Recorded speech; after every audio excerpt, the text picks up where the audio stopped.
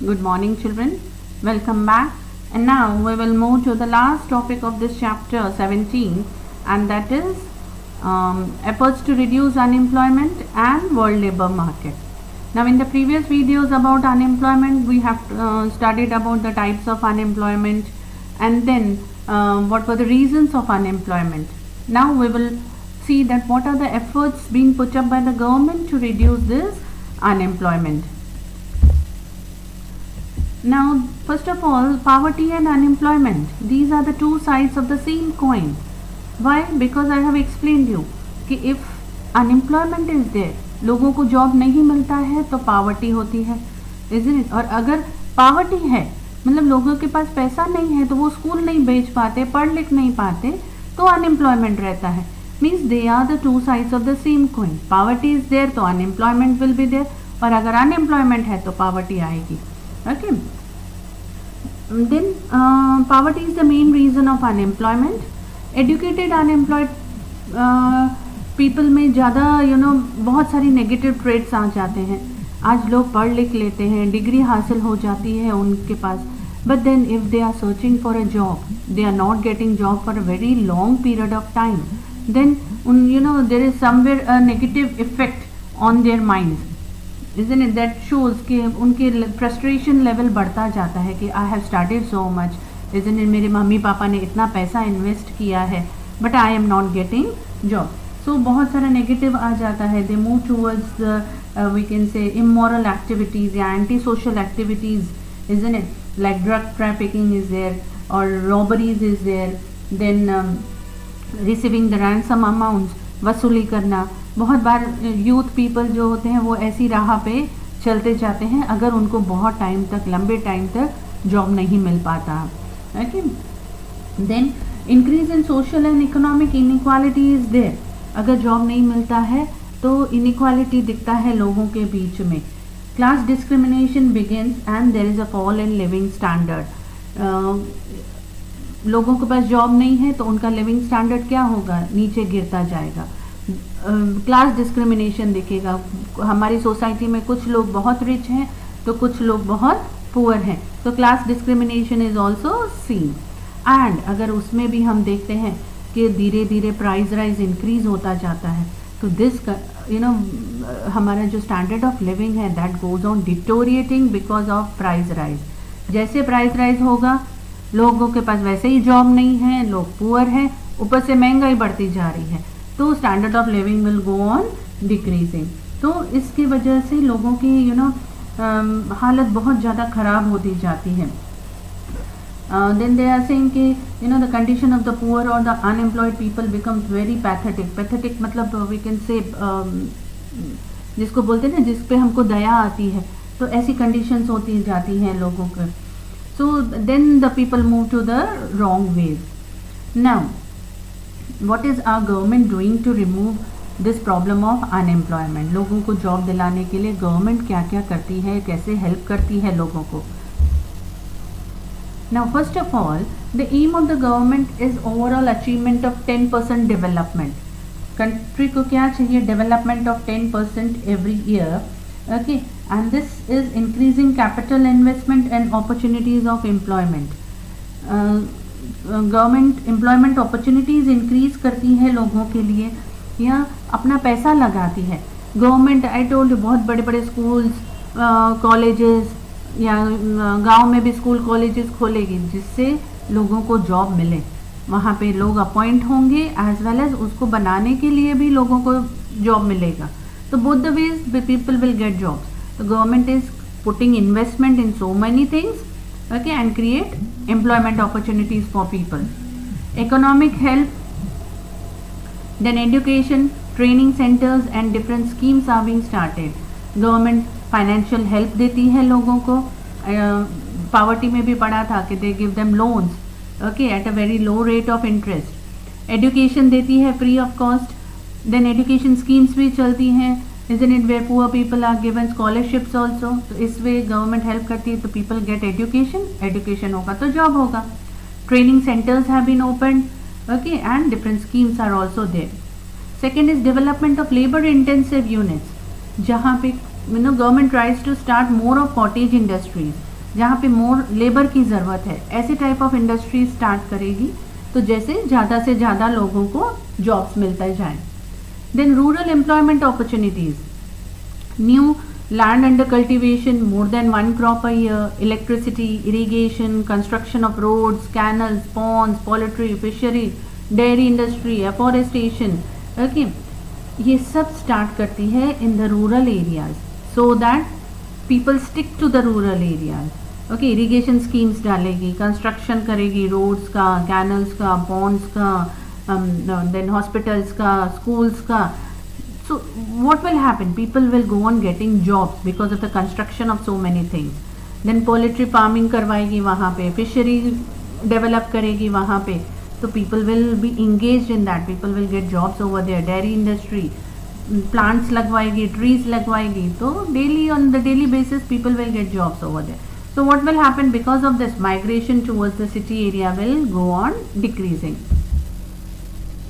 Now in rural areas, facilities like health, education, water, electricity, roads, internet, communication, entertainment, water harvesting, construction of public property, local industries should be increased. Government is doing all this and it wants और बढ़ना चाहिए, क्योंकि हमारे देश में आज भी unemployment है, तो ये सब और इंक्रीज होना चाहिए, so that people get jobs. Then employment in youth. Youth में एम्प्लॉयमेंट देना है गवर्नमेंट को. They want that the young people should get jobs, तो what, the skill based training should be given to the youth people. Technical education मतलब practical education देना चाहिए. Curriculum should meet the needs of the local people. आज जैसा हमारा local areas है उस हिसाब से क्यूरिकुलम सेट होना चाहिए. ऐसा नहीं कि आज हम गांव में रह रहे हैं और पढ़ रहे हैं फॉरेन का कोई क्यूरिकुलम, नो, या सिलेबस जिसको बोलते हैं हम वहाँ का पढ़ें, it is of no use to us. So curriculum should be based according to our needs. Then education and training to develop skills. ऐसा एजुकेशन सिस्टम होना चाहिए जिसमें हमारा सिर्फ थियोरेटिकल नॉलेज नहीं, प्रैक्टिकल नॉलेज भी बढ़ जाए. Employment increases and the standard of living also increases. तो धीरे धीरे अगर लोगों को जॉब मिलेगा तो standard of living will also increase. Now new courses and the new curriculum should be set, isn't it, from time to time. Government देखती भी है कि time to time they go on changing the course. ऐसा नहीं है कि 50 साल पहले जो curriculum होगा वो ही आज चलाए. No, they go on changing the curriculum and that should be done according to the need, according to the time. Then government has also started short term diploma courses for the lower class people जो इतना afford नहीं कर पाते हैं, तो धीरे धीरे छोटे छोटे कोर्सेज करें, एजुकेट करें अपने आप को और अपना बिजनेस या कहीं पे नौकरी ढूंढ सकें. Loan at a very low rate of interest under startup India for new business. जिन लोगों को अपना नया बिजनेस स्टार्ट करना है तो गवर्नमेंट उनको दिस लोन भी देती है at a very low rate of interest. And coordination between industries and training institutes. There are centres जो गवर्नमेंट लोगों को ट्रेनिंग दिलाने के लिए इंडस्ट्रीज़ के साथ सेटअप करती है कि हमारे कॉलेजेस हैं, हमारे कॉलेज के बच्चे इस इंस्टीट्यूट में या इस कंपनी में ट्रेनिंग लेने जाएंगे. So there is a setup between the industries and the training institutes, so that the students those who are pass outs और those who are in particular colleges, for getting the practical knowledge they will go in particular industries to get the training. Then investment to start new business. Okay, government will give them financial help to start new business. Self employment के लिए government gives financial help, loans at a low rates to purchase implements, raw material, furniture, etc. This point is again and again the same one. Women to given all types of financial help to start their own businesses, isn't it? Even women, ऐसा नहीं है कि औरतों को loan नहीं मिलेगा. No, government is also giving loan to women if they want to start up their small scale industries or cottage industries. Then last one is employment exchange centers have been started. Isn't government ने employment exchange centers start किया. Now what is employment exchange? This is a link between the person who is searching for a job and the person who needs people. Like आज मुझे ज़रूरत है काम की पर मुझे पता नहीं है कि कहाँ पे जाऊँ, कहाँ पे अप्लाई करूँ, तो I will go to employment exchange centre. मैं वहाँ पे अपना नाम लिखवा दूँगी, माई क्वालिफिकेशंस लिखवा दूँगी, where I am staying, every detail I will give in the employment exchange. And those who need people, industries वाले भी एम्प्लॉयमेंट एक्सचेंज सेंटर में आएंगे और अपनी रिक्वायरमेंट बताते हैं कि हमको ऐसे ऐसे लोगों की ज़रूरत है. तो these employment exchange centres see the both the things कि इंडस्ट्रीज़ की कौन सी नीड है और हमारे पास कौन से लोग हैं. अगर वो मैच हो जाता है तो हमारे लोगों को या हमको बोलेंगे कि जाओ वहाँ पे जाकर अपना इंटरव्यू दे आओ, इस कंपनी में या इस इंडस्ट्री में लोगों की ज़रूरत है, इन टाइप के क्वालिफाइड लोगों की ज़रूरत है, तुम वहाँ पे जाकर इंटरव्यू देकर आओ if the qualification matches up. Okay, then there are guiding centres also, how to search job, where to search job, कैसे हम अप्लाई करें जॉब्स के लिए, गवर्नमेंट जॉब्स के लिए हमको कहाँ से गाइडेंस मिलेगा. Okay, then government has also started with the magazines like Rozgar करकड़ी is the name of the magazine, isn't it, where details is being given कि कहाँ पे jobs अवेलेबल हैं. आजकल तो सब नेट पे भी अवेलेबल है, but previously magazines were being released. Now in India they are saying in 2015 there were nearly 947 employment centers in India. Okay, and according to that they are saying 2013 में 468.23 lakh unemployed people have registered their name in employment exchange. और गुजरात के कितने लोगों ने अपना नाम लिखवाया था? 8.3 lakh people have registered their name in Gujarat.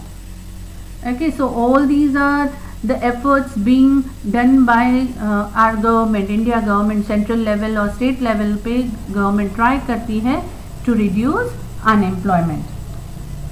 Now all these topics are being given on page number 141, 142 and 143. 9 points have been given. Here I have given only the head points like. So you have to go and read the book, read the paragraphs thoroughly.